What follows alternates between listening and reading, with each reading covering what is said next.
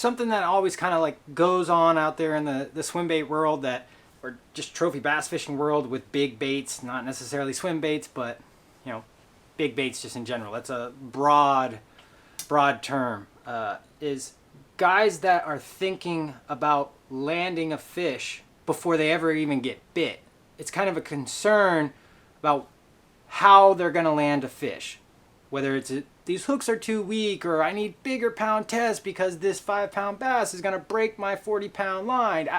I don't know. That's just what I kind of seem like a standard pattern that you kind of hear. And I'm not trying to sound like a dick here, but that typically is how it comes off. But yeah, I don't know, whatever. With that all said about, you know, guys wanting bigger hooks, more sturdy line, is I kind of approach it totally different. Where I go out and swim bait fish, and I worry about getting the bite first. Landing the fish is like an afterthought until I kind of dial in and go, okay, I know I'm going to be getting bit on this setup. Once I establish that, then I start worrying about, okay, when I'm sliding into a slot, how am I going to land this fish? Whether I'm going to be going on the left side or if I'm going to be going on the right side. Oh God, it's unpredictable once you get that bite for the most part. But I focus on worrying about getting bit first. And with that, I really target in on using fluorocarbon line. I use like a 20-pound test, Seagar, a Braze X. This is like an all-around big bait line that I have extreme amounts of confidence in. You can get it almost anywhere, but I only buy it in these bulk spools. I don't buy the little spools. I use enough of this. This is what I run. I choose the fluorocarbon because I feel like I get better hook set. There's less line visibility issues to the fish. I've just noticed that there is a huge difference between the bites I get using a mono compared to a fluoro. And that's just my preferred brand. There's plenty of fluoros out there that people can choose. You pick your poison. The other major thing that I think kind of sets certain people apart from others, and there is no right or wrong, because there's going to be guys that are extremely successful running heavy equipment, like extreme hardware, but it works for them. But they're on a different bite than I have been, and I think what a lot of other guys are.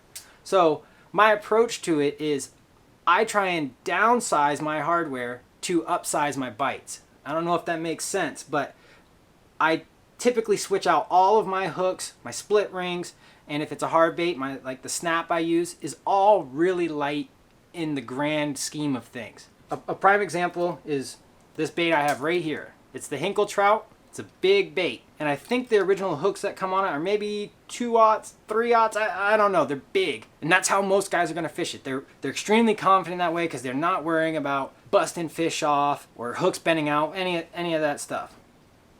But I approached it totally different.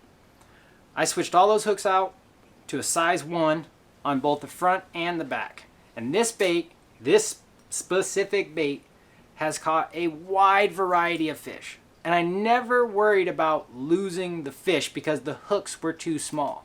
I may have missed some bites because the hooks are small, but I was getting a lot more bites. So it all kind of balances out. That's how I try and look at it is, sure, I might miss a couple of bites, but I feel like the smaller hooks give the bait a more natural look to it, and the fish are more inclined to hit it and even hit it several times because you don't have these monster hooks hanging off there. The other difference, and I think it's quite insane, is I have a 60-pound quick snap here. It's tiny, but it allowed just enough rotation so that the bait was free to move how it should without all that kind of like hardware sticking off the front of the bait. Like, again, I'm fishing in like really clear water, and this is a slow moving bait. You don't rip this thing fast and get a massive reaction bite out of it. It's tracking through the water nice and slow. So I want smaller hooks that are going to be lighter, that are going to kind of suck up to the bait. And then I don't want this massive nose piece out there. I want it to be as stealthy as possible. And so these are the actual hooks on it that have caught fish up to 17 pounds. This is the bait. That's the hook. That's the setup. It might sound trippy to some people, but I think by increasing the amount of bites you get on the water, increases your overall chance of catching big fish consistently. But taking it even further, this is kind of like a trippy experience, but I believe in that light hardware, extreme stealth in order to get bigger bites, not just more bites, but trying to fool those oldest fish in the lake.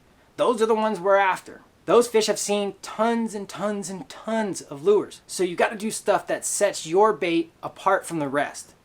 So this is a standard HUD, but I've taken the time, I've carved out a channel inside the foam in the harness, and I've actually placed a hook down in there. I'm gonna cut it open real quick. Cutting her open, cutting her open, cutting her open. All right, now on the water, I'm not worrying about how the bait's gonna hold up after I get bit. I'm trying to convince that giant to bite in the first place. So that's why it's totally sealed in there. That hook point will penetrate through, rip out, and we're good to go. So right there, see that hook popped out. Look how tiny this little hook is.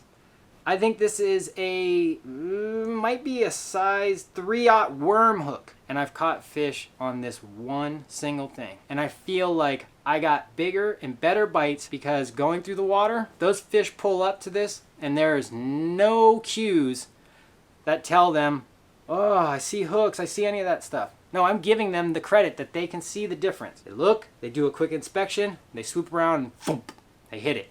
So circling all the way back, the idea is to downsize your terminal tackle to increase the amount of bites you get and hopefully, which it should, increase the size of the bites you get. You're not just out there throwing big baits to catch fish. You're trying to catch the biggest fish in the lake, the ones with the most experience, the most knowledge, the ones that have been programmed to see those baits go by time and time and time again.